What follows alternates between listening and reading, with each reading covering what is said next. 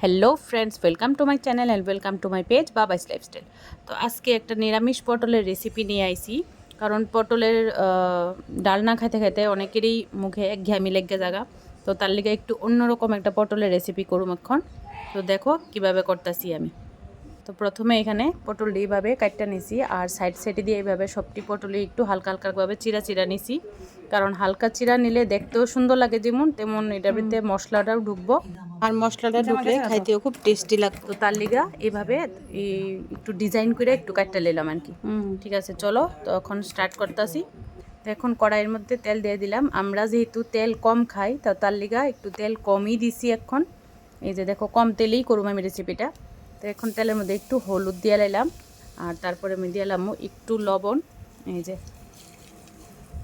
তারপরে আমি দিয়ে দিলাম এই পটলটি এখন হালকা করে ভাজালাম, ডিপ ফ্রাই করতে লাগতো না। এই যে দেখো এইভাবে লাইরা চেরা, আর ভাজার মধ্যেই অনেকটাই সফট হয়ে যায় পোকা পটলটা। এই যে দেখো অনেকটাই মোটামুটি ভাজা হয়ে গেছে গা, তেল যদিও নাই, তেল সবটি পটলের তেলটা টাইনা লাইছে। এখন ভাজা হয়ে গেছে গা, তো নামাই লাইছি। দেখো কতটা সুন্দর লাগতেছে। তেল আরও দিলে হয়তো আরও ভালো লাগলে, বাট আমরা তেল খাওয়ান মানা, তার লেগে কম তেলেই করছি।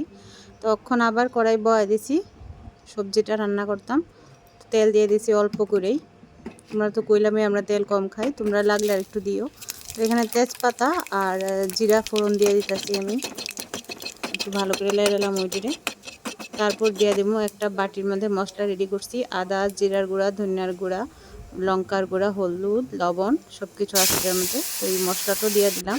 মশলাও দেখো অনেকটাই কম, কারণ তেল মশলা আমরা খুবই ভাবে মানা, আমরা ডক্টর মানা করছে, তো তার লিগা সব কিছুই কম দিছি। আর এখানে 2টা টমেটো পেস্ট করে দিয়ে দিলাম আমি। এই যে একটু ভালোভাবে নেড়ে চেড়ে নিলাম। দেখো সাইড দিয়ে তেলও ছেড়ে দিচ্ছে। তো এখন দিয়ে দিই এটার মধ্যে বাদাম বাটা। আমরা যে চিনে বাদাম খাই, নর্মাল যে বাদাম দিয়ে খাই আমরা, এই বাদাম বাটা দিয়ে দিলাম এখানে আমি। তো বাদাম বাটা দিলে এটার একটু অন্যরকম টেস্ট হইব। তার লেগা তোমরা হয়তো কাজু বাদাম পারলে কাজু বাদাম বা কাঠবাদামও দিতে পারো।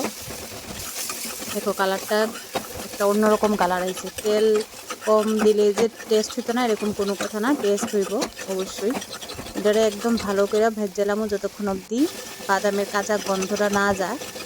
এই যে দেখো অনেকটাই শুকনা হয়ে গেছে গা। এই দেখো তেল কম যায়, তার লেগে এরকম লাগছে। তো আমরা কম তেলেই, কিছু করার নেই, খাইতে লাগে। তো দেখো এখন দিয়ে দিলাম ভাজা ভাজা অনেক পরে পরিমাণ মতো জল, যতটুকু জলের দরকার লাগবো। আর এরা গ্রেভিটা একটু ঘন ঘন হইব, এত পাতলা হইতো না। তো জলটার এখানে ফুটতে দিব ভালো করে জলটা ফুটতে উঠলে তারপরে এখানে পটলগুলি দিয়ে দেওয়া হয়েছে।